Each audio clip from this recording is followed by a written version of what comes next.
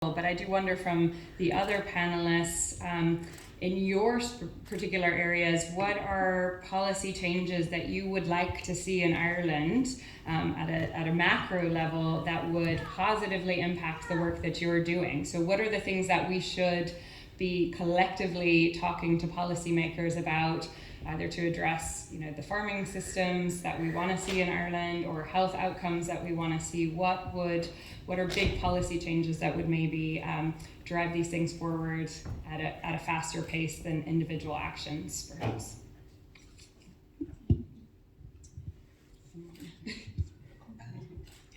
I think when it comes to policy making, the real problem is that the policymakers, there's two main problems. The first problem is that we live in a system which is probably the best system we have. Democracy is something that our forefathers fought very hard to get, and we must recognize that this is the best system that we are aware of, and it has achieved wonderful things.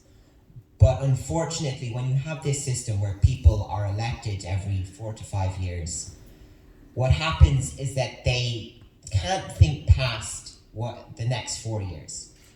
Once a politician gets into office, the only thing that is going to be on his mind is how does he or she not get fired after the next election. And what this means is that we get a very short-sighted response to problems like climate change, which is something that we have known about for 40 years. But 40 years ago, when we were first hearing about climate change, well, I wasn't hearing about it, I wasn't around back then. But when politicians then would have been hearing about it, it was very easy to dismiss it as something that was a long way off, and there was plenty of time to deal with it. And I know this very well. I'm still in school, and I'll have a homework assignment, and I might get it on a Tuesday, and it's for the next Tuesday. And after I get it, I'll usually say I'll do it on the same day. And then the days will roll by, and it'll come to Monday evening, and I'll feel the real pressure of getting it done, and I'll make a start. And sometimes I'll get this real urge to just give up, because I have 3 pages of an English essay to do, and it's due in a few hours' time. And there's a real urge to give up, and I think politicians are starting to feel this now. And people in general as well, there's a sense of defeatism. But the second main problem is that politicians are not listening to scientists, and they do not grasp the scale of the problem. They still think that we have time. And the truth is that we do not have time. Sometimes people say time is running out, and that is patently false. Time has run out. If we look at the IPCC report on 1.5 degrees of warming, there's the date of 2030, which is mentioned as the date by which we have to cut our emissions in half. But that's not the most important date. The most important date is 2020, and that's the year which emissions must peak by. And I think we all here know that emissions are not on track to peak by then. And until politicians start talking to scientists and listening to them, I'm not very, I'm not optimistic. I'm optimistic because I think we can vote out the politicians who are currently there, but that does require voting. So I suppose from a policy point of view, from where I'm coming from, one of the big tools that I would sort of use, although not so much anymore, when I'm trying to advise people about ways to live healthily, is looking at dietary guidelines. So obviously there's the food pyramid, which we see in doctors' offices all around the country, and a lot of the times that's actually represented as a food triangle. So there's like a shelf of vegetables at the bottom, but there actually should be a huge big square crate, so we're not really seeing, how much vegetables you should actually be taking. But that whole kind of food pyramid, I suppose, there's science that goes into that, but there's also political lobbying that goes into that as well. And I came across in my research quite a while back, actually, before Brazil was in the troubled state that it's in now.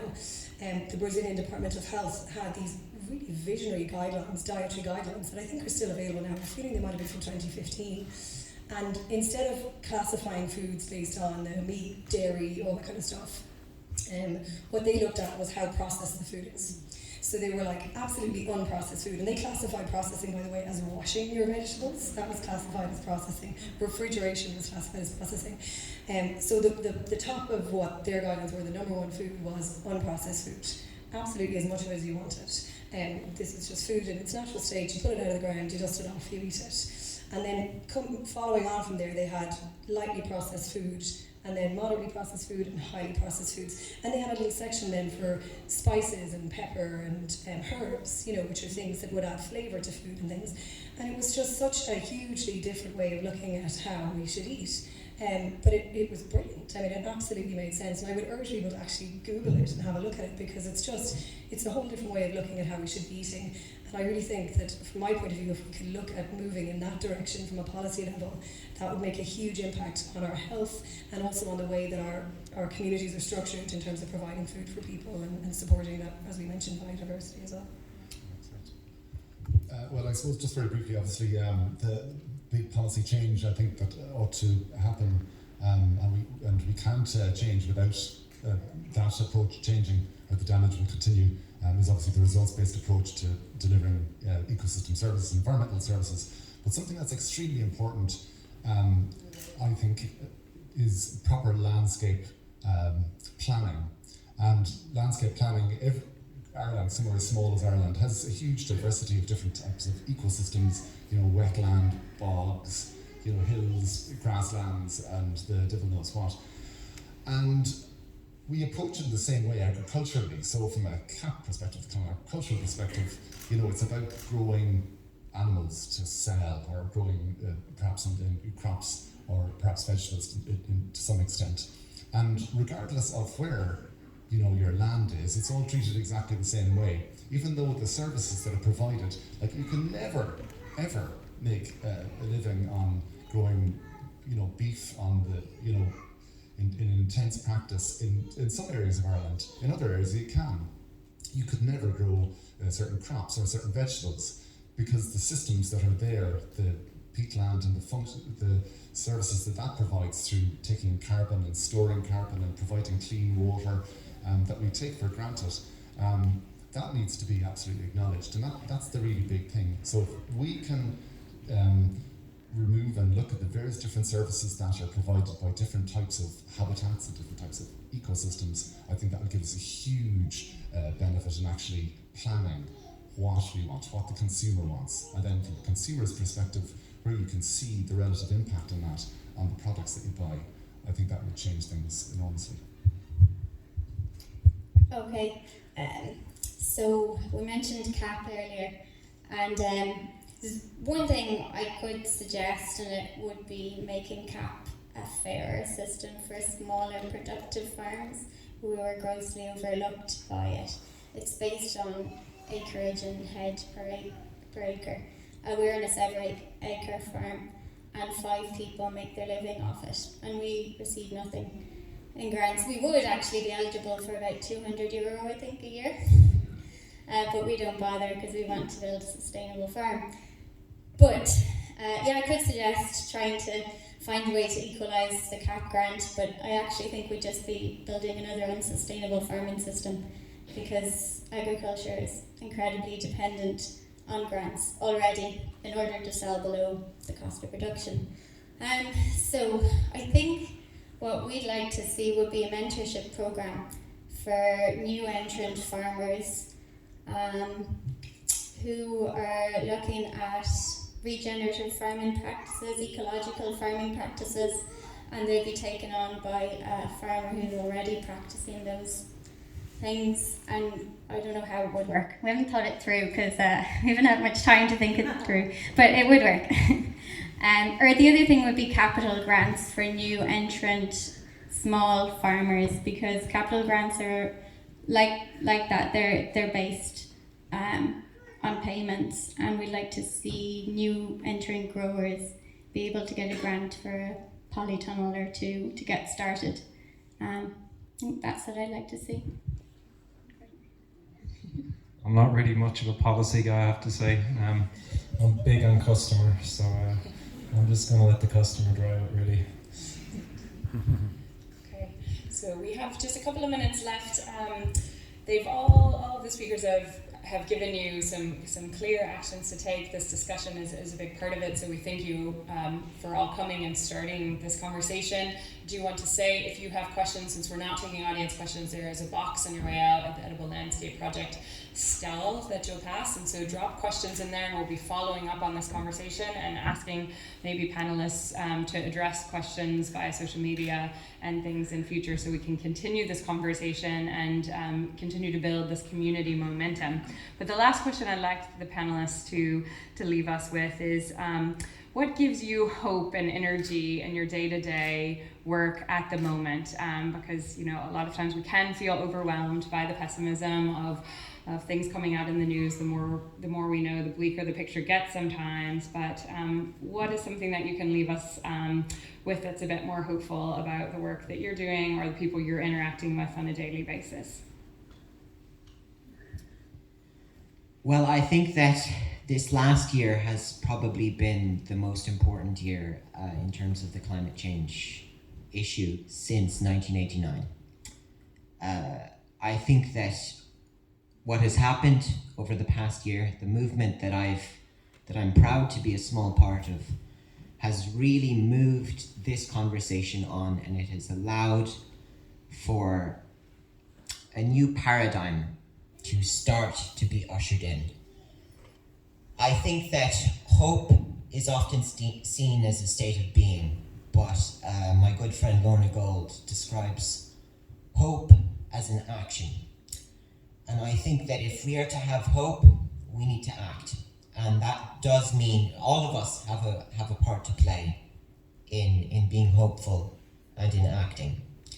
So if you would like to be part of this active hope, I would say that having a conversation is definitely the most important thing. Talk to people about climate change, talk to people about this issue, and talk to people about food, about agriculture, about uncomfortable topics. It can be difficult, but the more you do it, the easier it becomes. The second thing is voting and exercising our democratic rights. I strike every Friday in Castlebar in front of the County Council from 9 until 3. There's global climate strikes. The last one was September 20th, the next one is November 29th. And on September 20th, 7 million people joined us on the streets. And then finally, the last thing, maybe it's the first thing, but I will say it last, is you must care, and you must try and get other people to care. We all have the ability to influence people around us, and sometimes we underestimate that. But when we care, other people notice, and that is very powerful.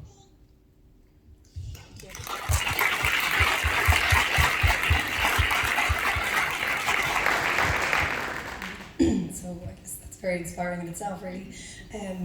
I suppose from my point of view, reasons for hope, I think the conversations that I have when I'm at work, a lot of the time, people are coming looking for advice from their doctor about how to live healthier lives, and when you bring up the P word of plant, you sometimes expect from certain people that they might, recoil in horror, but the number of people that I talk to about kind of eating plant-based and growing their own food, who really warmly welcome that idea and who maybe have even started doing it themselves, the amount of people who harbour a little dream that they will be able to get a patch of land and grow their own food on it, is actually really inspiring. And I think in this country, in recent years, we've certainly seen the Catholic Church, I suppose, kind of falling away a little bit, and I think it's probably left a void for where we can all kind of come together and spend time together as a community. And I find it really hopeful that there are gatherings like this now where we can actually talk to each other about our landscape, the nature that's around us, and how we grow and eat food, and maybe come together to actually start doing those things together as a community and supporting each other and looking after each other, both in terms of providing each other with food to eat and also conversation and support.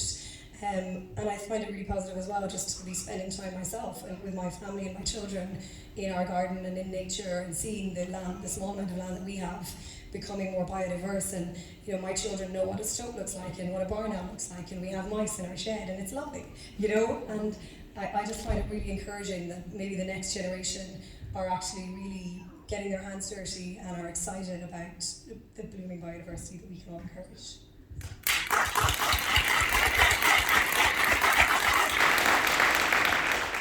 Yeah, fabulous. I think the guys have really said everything that is in my mind, and that again is very, very inspiring. I find what is extremely positive is that we know there are solutions. We're all clever, we're individually clever, we're collectively clever. Humans tend to, you know, push things to the 11th hour and so on, and that's not been, I don't mean to be kind of irresponsible by saying, oh, we're going to be fine because we can always pull, dip out of the nosedive at the very end, but we know that there are solutions, and I don't think there's anybody that doesn't want a better world, regardless of their background and regardless of who they are. And I think it's important for us all to bear that in mind, and also bear in mind as well, I suppose, that, you know, the sense of passion and love for one's place and how that contributes to our identity as well. But I suppose the bottom line for me and the positivity about it is listening to the guys all here, and the fact that there's so many people here as well, is that the fact that there is solutions and that people want to find solutions.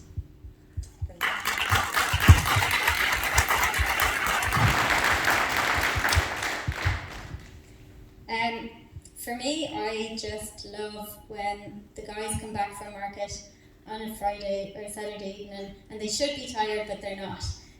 They're on a high because they've been talking to people about food all day long, and that's where their energy comes from. And then they bring it back to the farm for the rest of the week, and we knuckle down and we go out in the cold and the wet and the rain, and we do what has to be done.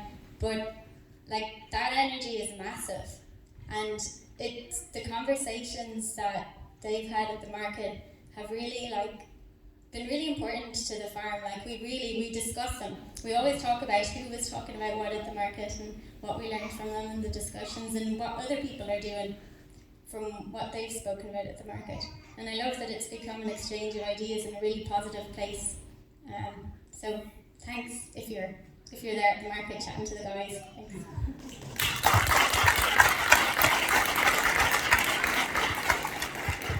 I think Theo and a few of the guys took the higher view for play. It's I suppose we'll go down into the food aspect of it. There's huge demand from people like yourselves. Like, I was thinking, you work in three ways: what you choose to speak about, what you choose to act, as in you've come today, just take time and energy out of your day and put it here. So thank you for that. And into what you spend money on in terms of what you choose to buy or what you choose not to buy, be it in a farmer's market or in a restaurant. There is phenomenal change happening in Irish society, and there is huge demand from what I've seen, particularly Irish house mums are my core demographic. Whether a year or two ago it was the Irish houseman, now it's even the teenage son is driving on, I want you to get his spinach. Like, things are happening so quickly, the market is changing so quickly, it's really impressive. Like, Greta Thunberg is an example of that amazing photo where she's sitting on her own, and a year later 7 million people are marching to the same marches, or whether you agree or disagree with her, things are moving very, very quickly, and I find that inspirational. There is huge market demand, so thank you to those who have driven it, and some of it is not met. So if anyone needs information or I can help, please come and get them to Facebook me or ring me, and I'll try and help them. I just think there's a lot of options there for people. We have great options, and choose wisely if you can. Thank you.